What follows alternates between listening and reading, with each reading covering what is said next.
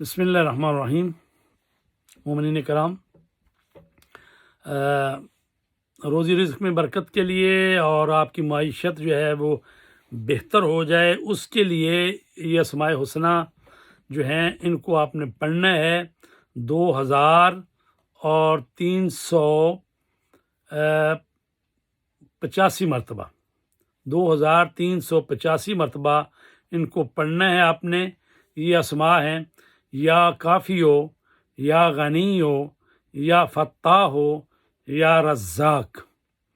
یعنی روزی رزق کے لیے آپ نے کوئی وقت مقرر کریں اور وہاں پر بیٹھ جائیں اور کسی سے بات نہیں کریں، اور یہ جو اسماء ہیں 2385 مرتبہ آپ نے پڑھنا ہے: یا کافی ہو، یا غنی ہو، یا فتاح ہو، یا رزاق۔